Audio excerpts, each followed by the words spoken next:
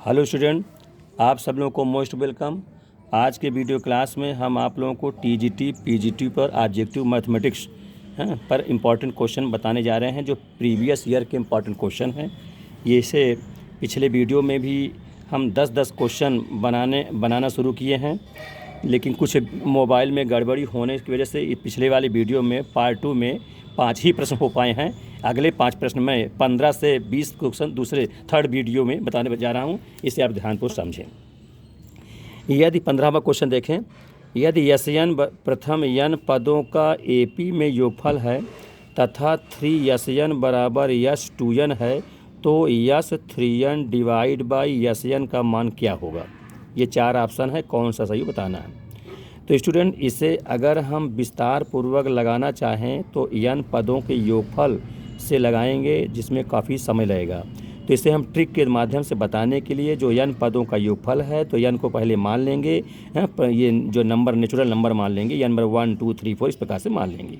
अब यहाँ 3 S N और यस 2 एन में n के स्थान में 1 रख दिया जाए। जब n के स्थान में 1 रखूँगा तो 3 यस 1 बराबर S 2 into 1 then implies 3 S 1 बराबर यस 2 हो जाएगा। इसका मतलब हुआ प्रथम पद का योग, है ना। प्रथम पद का योग तो वही होगा जो प्रथम पद होगा। अब दो पदों का योग यानी प्रथम दो संख्या का योग कर लूँगा। अगर दोनों पद बराबर आ जाएंगे तो इसका मतलब ये नियम ही लागू हो जाएगा। तो यहाँ पर यस 1 माने पहला पद, तो यहाँ यस 1 के 1 रख दूंगा, 3 1 3 हो जाएगा। और यस 2 माने प्रथम दो पद का योग, तो ये पहला और दूसरा इन दो पद का योग 1 + 2 यानी 3, तो 3 बराबर 3 आ गया। ठीक है, ये ट्रिक है इसका। इस प्रकार से करूँगा, n नंबर 1 मान लूँगा। तो पूछा जा रहा है कि yes 3n divide by yes n का मान बताइए।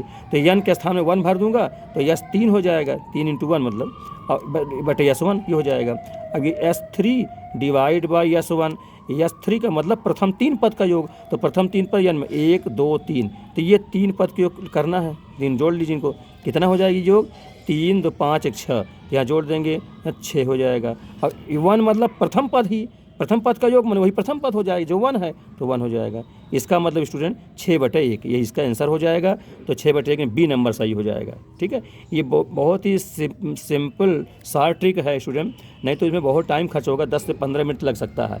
और ये ट्रिक जो बताया हूँ इस प्रकार सब प्रश्न कर लेंगे। हाँ, मैं इस प्रकार से अर्थमेटिक का बताऊँ, इसी प्रकार से सुपर शार्ट ट्रिक के माध्यम ज्योमेट्रिक का भी बताऊँगा, है ना, दोनों। इसको देखिए, 15वां क्वेश्चन है। अब 16वां क्वेश्चन देखिए।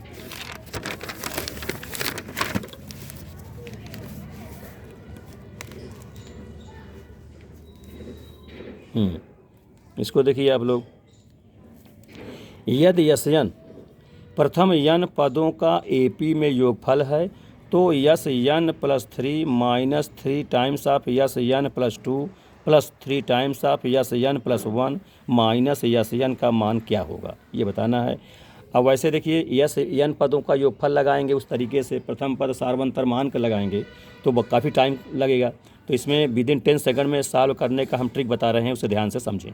तो यहाँ n पदों का योगफल है स्टूडेंट, तो यहाँ n मान लीजिए, n बराबर नेचुरल नंबर मान लीजिए, n बराबर 1 2 3 4 5 इस प्रकार से S1 अनंत तक मान सकते हैं। ठीक है, अब ये जो दिया हुआ है इसमें रखना है, क्या रखना है, n बराबर 1 रख देंगे इस वाले में।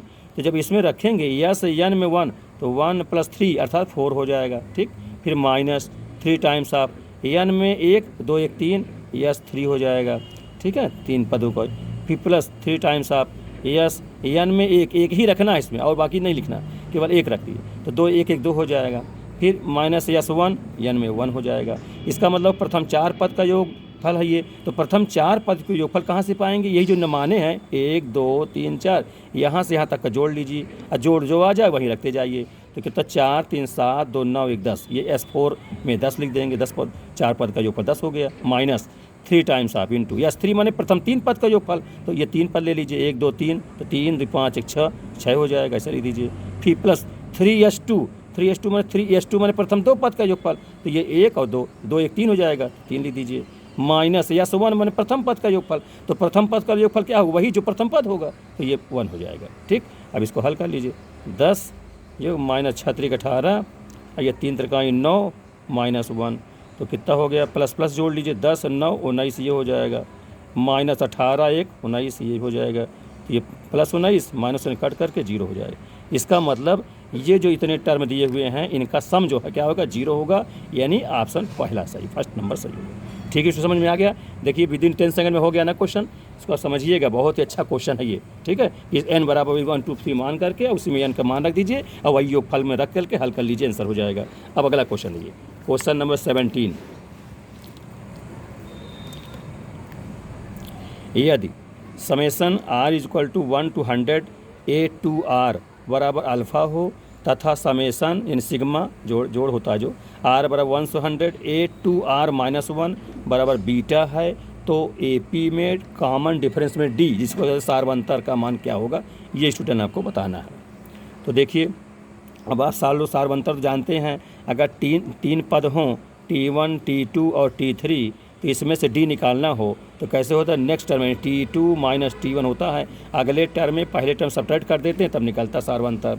अब यहाँ देखो, यहाँ A2R 2Rवां पद है, यहाँ 2R -1वां पद है, ये उसके आगे का है, ये उसके पहले का है, तो ये आगे वाले पहले वाले घटा देंगे तो सार्वंतर निकाला जाएगा। और समेसन नहीं तोड़ना है आपको, समेसन को आप 1 से लेकर 100 तक तोड़ना शुरू करिए ना, ये बिल्कुल सुपर शॉर्ट बताना, सीधे सब्ट्रैक्ट कर दीजिए। देखिए ये अगला है, उसके पहले का घटा दूंगा तो कॉमन डिफरेंस निकाला जाएगा। और समेसन अपन लिखा रहने दीजिए, R equal to 1 to 100 A2R, ये जो है 2R माइनस A2R -1, ये कोष्टक कर दीजिए, क्योंकि समेसन की पावर सब उतने हैं, 100 तक वो है 100 तक वो भी है, ये हो जाएगा। इज इक्वल टू, ये सब्ट्रैक्ट कर रहा हूँ तो अल्फ़ा माइनस बीटा लिख दिया।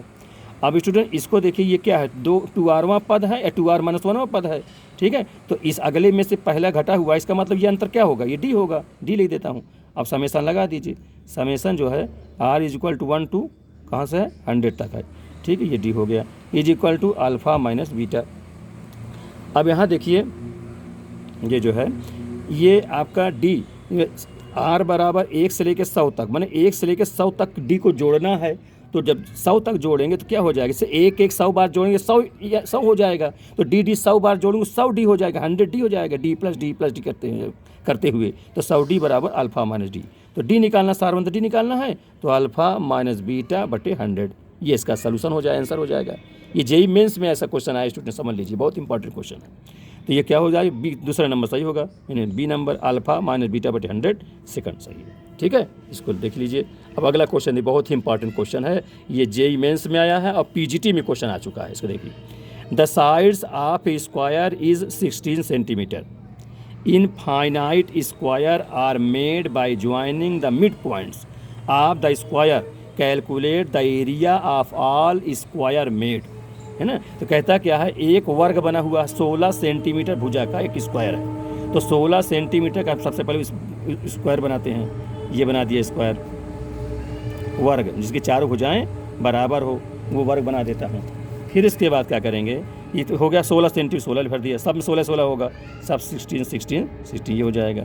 ठीक है, फिर इनफाइनाइट माने अनंत स्क्वायर बनते हैं। इनफाइनाइट कैसे बनते हैं, are made by joining the mid point, इन भुजाओं के मध्य बिंदु से, mid point of this square, वर्ग के मध्य बिंदु से मिलाते हुए फिर भुजा वर्ग बन जाता है। यहाँ ये सब मध्य बिंदु हैं, इनको मिलाते फिर वर्ग बना दीजिए, ये इस प्रकार से, ये ठीक, ये वर्ग बन गया। ठीक है, तो जब ये वर्ग बन गया, अब फिर इसके मध्य बिंदु से बनाना, ऐसे अनंत बार बनाते चले जाना, फिर वर्ग बनेगा, ऐसे कह रहा है, पहले इसको समझ लीजिए, ये बन गया। फिर इसके मध्य बिंदु से ऐसे, मध्य बिंदु से ये इस प्रकार से, फिर इसके मध्य बिंदु ऐसे बनाते अनंत बार जाना है। तो इन सभी जो स्क्वायर बन गए हैं, इन सभी के क्षेत्रफलों का योग बताना है, सम बताना है। तो वैसे आप इसको देखिए कैसे लगाते हैं, फिर कब सुपर शॉर्टिक बताऊंगा, विदिन 5 सेकंड में कर लीजिए प्रश्न को देखते हुए। पहले देखिए, विस्तार से पहले देख लीजिए आप, देखिए पूरी भुजा 16 है, उसका मध्य बिंदु है तो आधा लेंगे, तो आधा कितना, ये 8 हो जाएगा, तो ये भी 8 हो जाएगा। तो इस प्रकार से स्टूडेंट ये सम ये क्या बन गया, समकोण त्रिभुज बन गया। तो ये कण काम करेगा, तो ये निकाल लेंगे, इसके वर्ग करके अंडर रूट कर देंगे, तो 8 8 64, अब 8 8 64, तो 64 कितना हो गया, 164 तो कितना हो जाएगा, 128, है ना। 128 का कितना हो जाएगा, माने 64 गुण 2 कर ले हम, हाँ, तो 8 रूट 2 हो जाएगा, कितना हो जाएगा, 8 रूट 2 हो जाएगा भाई, 2 इंटू 64 ऐसा कर लीजिए, अंडर रूट, तो 64 का 8 बाहर निकल आएगा, 8 रूट 2 हो जाएगा, तो ये निकल आया, ये है ना, 8 रूट 2 हो जाएगा। ठीक, ये वाला हो गया। फिर देखिए, फिर इसके अंदर है, फिर अंदर जाना है, तो अंदर क्या करेंगे, अब इतना कितना होगा, 8 रूट 2 का आधा कितना हो जाएगा, 4 रूट 2, इधर भी 4 रूट 2 है, ये कितना हो जाएगा 4√2, ये कितना हो जाएगा 4√2, इसका मध्य बिंदु ना। फिर इनका वर्ग करके जोड़ेंगे तो कितना हो जाएगा, अच्छा तो वर्ग करके जोड़ मान ये भुजा फिर निकाल लेंगे तो इसका क्या हो जाएगा 4 चौक 16, 16 दूनी 32 और 16 दूनी 32, तो अंदर वाला हो जाएगा कितना हो जाएगा अंदर वाला 32, 32 32 64, 64 का वर्गमूल 8, अंदर वाला 8 हो जाएगा, ये वाला साइड। ऐसे आपको चलना है। तो कहने का मतलब सबसे पहले बाहरी वाले का क्षेत्रफल निकाल डालिए। तो वर्ग का क्षेत्रफल क्या होता है, इस area of square, area of square equal A square, भुजा स्क्वायर होता है। तो सबसे बाहर वाले 16 है तो 16 के स्क्वायर कितना हो जाएगा 256 हो जाएगा। फिर उसके अंदर वाले का, इसको आप चाहे A1 मान लीजिए, इसके अंदर वाले को A2 मान लीजिए। वो कितनी भुजा निकाले हैं, वो निकाले 8√2, ये नहीं निकली है तो यहाँ 8√2 निकला है। तो इसका वर्ग करेंगे 8√2 का स्क्वायर, तो कितना हो जाएगा 8 8 64 और 64 दूनी 128, √2 हो जाएगा 128 हो जाएगा।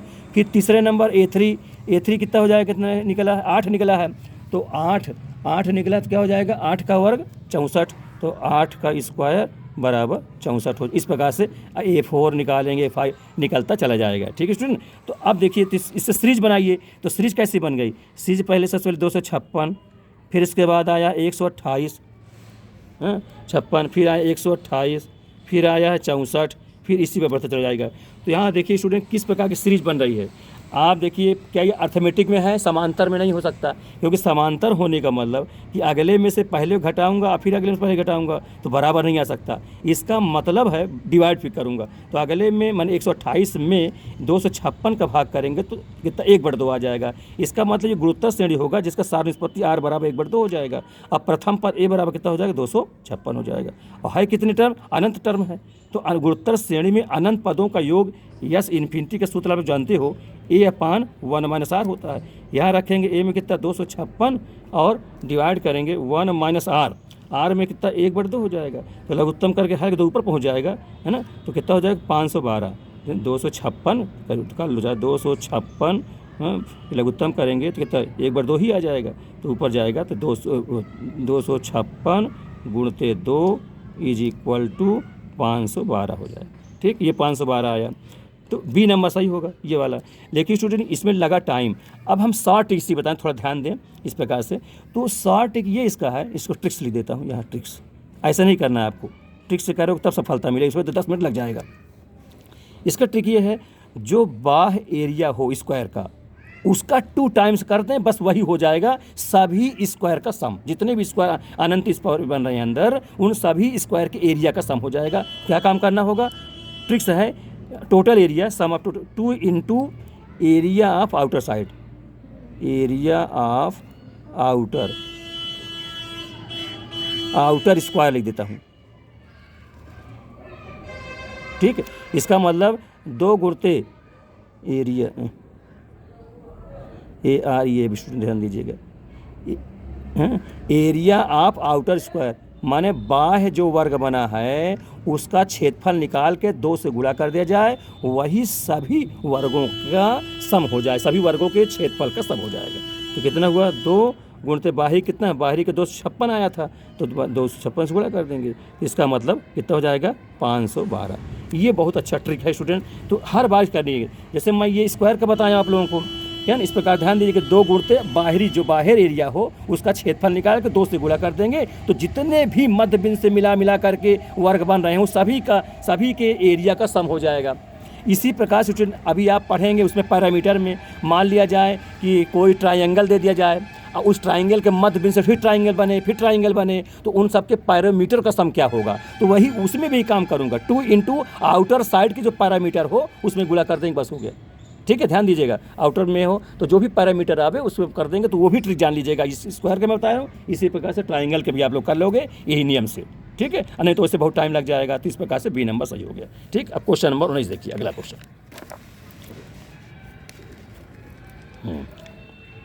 द मीन ऑफ 1 3 4 5 7 4 इज यम, माने इतनी संख्या है, इसका माध्य जो है यम है। द नंबर 3 2 2 4 3 3 p है मीन, ये मीन रखते हैं यम -1, माने इस संख्याओं का माध्य जो है यम -1 है। एंड मीडियन क्यू है, माध्यिका इसके क्यू दे दी गई है। देन फाइंड p + q, ये बहुत ही इंपॉर्टेंट क्वेश्चन है ना।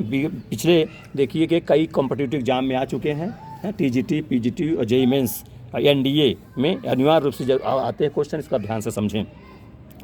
तो स्टूडेंट देखिए ये जो है इसका मीन, तो इसका पहले मीन निकाल लीजिए। तो मीन क्या होगा 1 + 3 + 4 + 5 + 7 + 4 डिवाइड बाय कितनी संख्या है 6 संख्या, 6 से भाग कर दीजिए।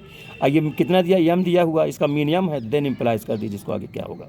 तो यह नीचे कर लेते हैं हम। तो कितना 7 × 4 = 7 × 4 = 11, 11 × 5 = 16, 4 = 20, 3 × 23 = 24, यानी 24 डिवाइड बाई 6, 6 से 6 × 24। इसका मतलब क्या हुआ यम बराबर कितना आ गया 4 आ गया, ठीक है। देन इम्प्लाइज यम = 4 आ गया, ये होगा। फिर अगले में देखिए, अगले की माध्य यम -1 दे दी गई है, उसको देखिए, उसको भी जोड़िए। 3 धन 2 धन 2 धन 4 धन 3 धन 3 धन पी, और डिवाइड बाई इसमें कितनी संख्या हो गई 1 2 3 4 5 6 7, 7 कर दीजिए। और इसका भी माध्य कितना है यम -1 यहाँ भी है। और यम का मान आप 4 निकाल चुके हो, यहाँ 4 लिख दीजिए। 4 - 1 से कितना हो जाएगा 3 हो जाएगा। इधर कितना हो जाएगा 3 × 2 = 5 2 × 7 7 × 4 = 11, 11 × 3 = 14, 14 × 3 = 17, तो क्या हो जाएगा 17 धन पी, ठीक है, और बटे 7 बराबर कितना है 3, यहाँ लिख देता हूँ 3, वहाँ से उस चीज़ को यहाँ लिख दिया हूँ, ठीक है। अब तिरछा गुणा कर लीजिए, तो कितना हो जाएगा, तो 17 धन पी बराबर 7 × 3 = 21 हो जाएगा। देन इम्प्लाइज पी बराबर 21 - 17 बराबर हो जाएगा 4। तो पी कितना आ गया 4 आ गया, ठीक स्टूडेंट। पी यम ये तो माध्य था, इसका इतना मान जो आया था वो था, और इसकी बराबर कर दिया था वो आया, इस कर दिया, माने ये चीज़ यही है, चाहे ये चीज़ यहाँ लिख देता, चाहे मैं अपने यहाँ कोई की बात हुआ। तो पी का मान कितना आ गया 4 आ गया। अब आपसे पूछा क्या जाए मीडियन, देखिए मीडियन भी दिया हुआ है, पूछा तो P + Q का मान, तो पहले Q निकाला जाए। अब P का मान 4 आ गया, ये वही रख दिया जाए जिस श्रेणी में P आ रहा हो।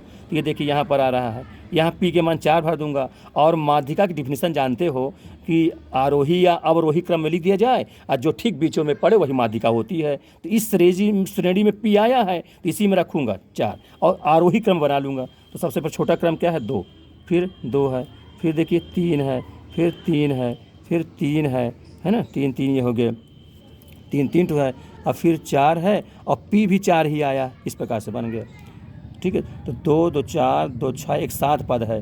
तो इसकी माध्यिका जो सबसे बीच में पड़े तो 3 इधर निकाल दीजिए, 3 इधर निकाल। उसे भी जानते हो कि अगर विषम पद हो तो ठीक 1 मध्य पद होता है, और अगर सम पद हो तो ठीक 2 मध्य पद होता है। तो विषम है क्यों 7 है, तो ये हो जाएगा Q, यही माध्यिका हो जाएगी। यानी यहाँ से निकल आया Q बराबर 3 आ गया। अब P बराबर 4 दिया ही है, अभी निकालो। तो आपसे पूछा क्या जा रहा है कि P + Q का मान बता दीजिए। तो P में 4 लिख देंगे और Q का मान 3 लिख देंगे, तो 4 3 7, ये आंसर हो जाएगा। तो कौन सा स्टूडेंट सही है C नंबर, ठीक है। C में कितना आया 7। समझ आई बात, ये कोई दिक्कत तो इसमें नहीं हो स्टूडेंट। समझ लीजिए कि माध्य कहा तो जोड़ के रख दिया, फिर दूसरे के लिए माध्य का वो भी रख दिया, यम का मान जो है वो रख दिया, तो उसका मान 3 रख दिया।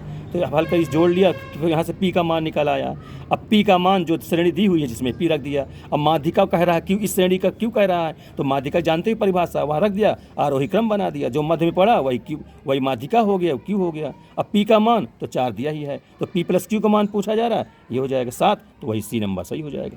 अब लास्ट क्वेश्चन देखें, ठीक, इस वीडियो के लास्ट क्वेश्चन देखिए। Find the value of summation या सिग्मा या फाई क्वेश्चन xi - x बार, ठीक है। इसका मान क्या होगा, ये 4 ऑप्शन दिए हुए हैं, ये बताना है स्टूडेंट। तो देखिए स्टूडेंट इसका मान कैसे होगा, ये माथ से रिलेटेड क्वेश्चन हुआ। जैसा आप जानते हो, सबसे पहले आप ये प्रश्न लिख दीजिए, सिग्मा fi xi - x बार, ये है। आप इसको खोल देंगे तो क्या हो जाए sigma fi × xi minus sigma fi × x बार, ठीक है।